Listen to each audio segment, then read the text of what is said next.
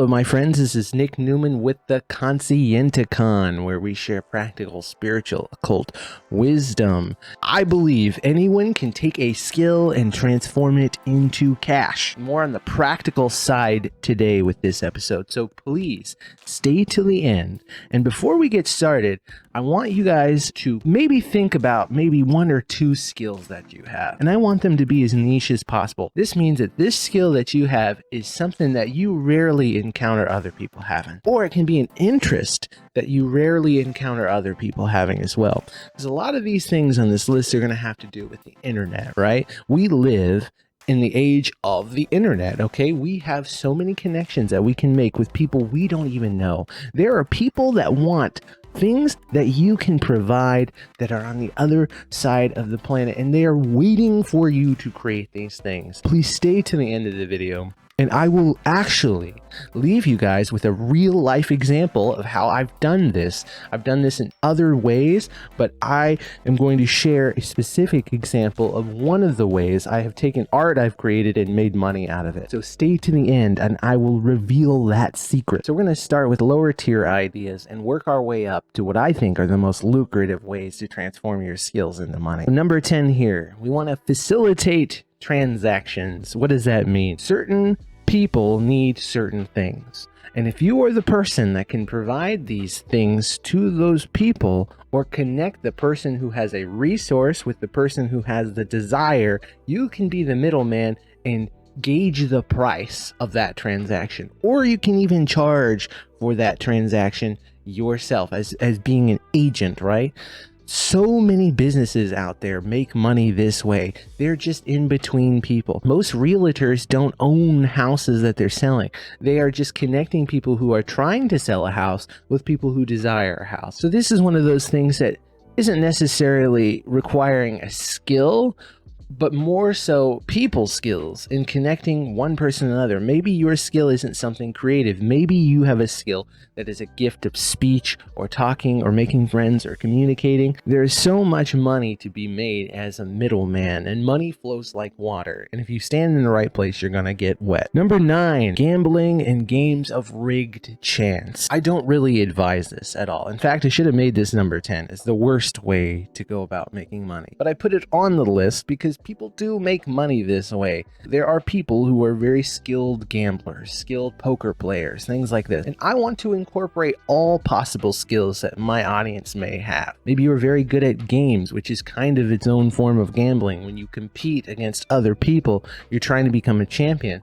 There's money to be made in this, but it's low tier. Only the top 5% of people that are in competitive sports and stuff like this actually make lucrative amounts of money. Most other people don't. Number 8 here is about creating memberships to services or clubs that you have. A lot of people on Patreon, we have our own Patreon here at the Conscienticon where I share secret videos there. The point of it is exactly that. It's a secret membership that you pay for to get access to content that no one else can see other than the other people paying for it, right? And this is about charging exclusive access to the skills that you can provide. It's about timely payments for access to restricted information. Number 7 here is about asking for donations. Let's say you have a very grandiose idea, right? The skill that you have or these ideas that you have that you wish to manifest in the world require capital for you to create these things. There are plenty of ways that you can go out and create presentation and show these presentations to the world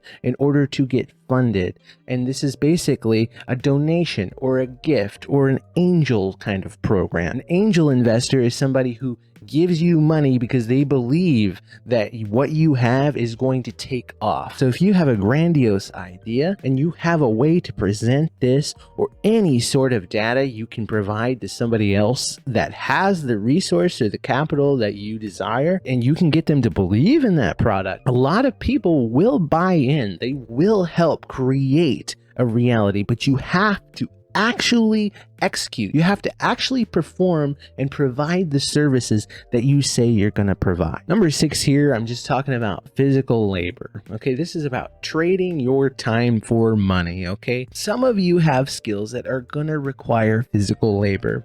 Let's say your passion is cooking, right? You want to be a chef. Maybe you want to run a bakery. Maybe you want to run a restaurant, right? You're going to be wearing a lot of different hats, right?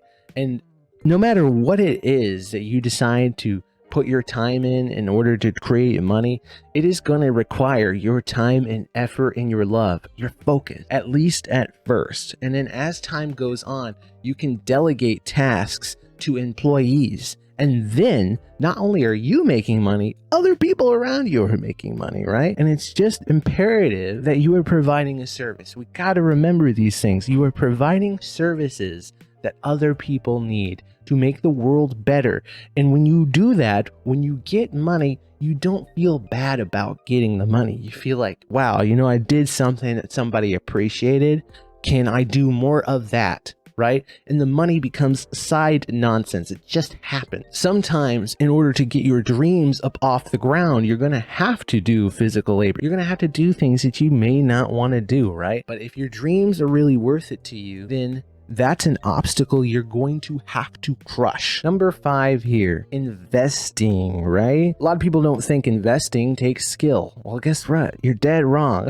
It takes time and energy in order to understand or predict where investment cycles are going, right? If you know the trajectory of a given market, you know when to put money and resource and capital into that in order to multiply what you put down. When you know where a market is going, you can put money down. But this is about taking money and putting into something that you believe in. And the skill part comes in with the knowledge that you have. And in the trading card game, if you know a card is going to up in value and you buy a bunch of copies of that single card and hold on to them until the value goes up, you are now an investor and you are using skills in that maybe you are the only one who knows anything about these trading cards, right? Or very few people know about these trading cards around you, right? You can make that knowledge you have lucrative. Number 4 here, capitalizing on assets that you have. You have things already that other people will pay to borrow or to use for limited amounts of time. They might even want to own it outright, right? So you can turn things into a trade this way. You can carpool for people. You can rent out extra space you have if you have a very large home or anything like that going on. You can share vehicles. And so this idea is about renting. It is saying that you have something physical that someone else can use temporarily. Let's say that you have a social media presence, right? And somebody else wants some of the eyes of the people that are consistent viewers of your social media presence. You can, in a sense, rent out digital space or digital time by saying, you know what, you pay me and I will put up an advertisement for you, or you pay me and I will show your content to this audience. So number 3 here is creating some sort of store. And today it is so easy to create a store. So what's difficult is actually sourcing product. That is the key. This is where the skill is going to come into play. Because if you know that there is something out there that a lot of people desire, right? But they don't want to put too much energy into acquiring. They still want it. And you can find someone who can produce this product for a fraction of whatever these people are going to pay. You can produce that product either yourself, or you can use capital to source somebody else to produce this product, and then you can distribute that online. It's absolutely phenomenal, the things that we can do these days. One of the things I used to do was a fulfillment service by Amazon, FBA, right?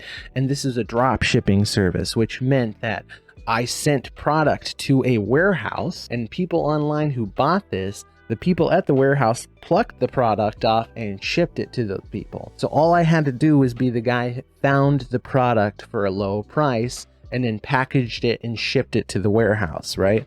Now I quit doing this because back in the day, Amazon started hitting people with some absurd fees. So I got out of there, right? There was no more money to be made. But I found a product that was niche, that was lightweight, and could be manufactured for very, very low. I used to sell tarot card bags. That's what I used to do because I'm into the occult stuff, right? So I used to sell these tarot card bags that had owls on them and mermaids and dragons and stuff like this. What I would do is contact a manufacturer through Alibaba, and on Alibaba I would negotiate a certain quantity of these satin bags, and maybe it turned out to be somewhere around 50 cents a bag to produce, and then they would ship that to me, and I would sell it on Amazon for like $11 a bag. It was very lucrative, but the sales were low, and like I said, I had an overhead, and that's why I kind of dropped out of it. But if you can source a product for cheaper than you can sell it, then you have a business, and all it takes is your time and energy to get that from that place to the other place. Number 2 here is about ad traffic, right? In today's world, if you can garner attention, you can get money. Attention is power today. So many people say that we live in an attention economy. Maybe you have a specific skill that you have or an interest that you have. Start recording it. Start talking openly on the internet. Who knew that I could make money off of occult things, spooky occult spirituality, right? Practical spiritual occult wisdom is what it has been ironed into here at the Conscienticon. And I make money off the Conscienticon. Not only that, eventually, when this channel gets monetized, YouTube will provide money just through the sheer quantity of eyes that perceive the media that I produce. You can do this too. And what's wonderful is so many people are interested in so many things. The most niche thing that you can imagine is very likely to have someone out there hungering to view it, right? And if you can produce that, then you can create a pattern in which income can flow to you. Last but not least, before we get to number 1, I want to stop and thank the patrons for supporting the Conscienticon. I thank you guys so very deeply and hope that you are doing well. And if you too would like to become a patron, the first 100 $3 tier patrons will get a video topic that they can pitch to me, and I will produce a video on that topic under your name, right? So when you give me that topic, I will produce a video, post it on the Conscienticon, and it will be immortalized. It will be your contribution to helping people have a better life. But it's only the first 100 $3 tier patrons, right? So get that while the slots are open. So number 1 here. This is about selling self-replicating items. This is my favorite thing. Anything digital is self-replicating. So for example, if you can create digital content, that digital content has no need for a supplier once you create the first copy, right? So these are ebooks, these are t-shirt designs, these are graphic art like this. These are videos, right? A lot of people sell videos, and a lot of people will sell teaching courses, right? Let's imagine that you have a very specific skill. Maybe it's a mechanical skill about how to build something, right? And you create a Skillshare course on this. You create one video showing how you made the thing. That video has no limit to how many times it can be viewed or shared or replicated in digital space. Everybody that comes in gets the same product. Data itself is way more powerful than people think. It's way more valuable. Information, the world runs on information and the trading of this information. And if you have knowledge that I want and you are putting a wall between me and that knowledge, I'll crush that wall. And if that takes pulling my wallet out to get to the other side, I will do that. So I want you to stop and think about the skill you have and see if you can turn it into some sort of digital product that can be multiplied and replicated. I sell all sorts of books on Amazon right now. That's one of the primary ways I make side income is through PDFs that I have created on Amazon. However, I promised that I would share with you guys a real life example of this. And this is a very modest example because I'm not a fan of sharing all of my secrets, you know, it's kind of counterproductive. So here's an example of a shirt I sold on Redbubble back in December 20th. And the amount I got here was $5. So I haven't made any more money on Redbubble, right? Because I don't have enough products listed there yet. If I had more products that were more niche, I would make more sales over time. That is guaranteed. And you pour money into something, especially when you've, like in this case where I have made money already, the universe has already said, hey, people are willing to buy this. And so when you get something like that, just your initial sale, you need to anchor down. So I really need to anchor down on this personally, but I'm not going to because I'm anchoring down on the YouTube channel here. So you only have so much time in your life. So many people are trying to do 8 different things at the same time. But I'm saying, hey, find the thing that you are best at and then pour your energy into it until you make your first sale. Figure out how you made that first sale and then replicate and go forward. Listen, my friends, if you focus on the value that you can provide the world by taking the things that you love and saying, what is valuable about this? What is it that I love about this? And how can I get that love to other people? You're going to find out that there are so many ways to make money that way. So many people feel guilty about accepting money from other people, right? They feel guilty because inside they feel like they're inadequate, right? But at the end of the day, anytime anybody is willing to hand you money, right, they believe whatever they're purchasing from you is going to somehow make their experience better, make their experience easier, or make life just more vibrant in some way. Instead of being afraid of taking money from people, what you should be afraid of is providing things of low vibrancy. Be as vibrant as you can, my friends, and share your skills and your niches and help the world be a place where everybody can get anything they want. This is Nick Newman with the Conscienticon. Please comment, like, and subscribe. And if you have a story that you are willing to share with people, please post that in the comments below because we're trying to build each other up here. Flex. This is a time to flex your game. I made money this way. I made money this way. You can make money this way. Nothing stops you from creating a t-shirt store just like I have, right? Leave these stories in the comments so other people can find them or learn, right? Because we are here to share and to create vibrant experiences with one another. Thank you all so very much.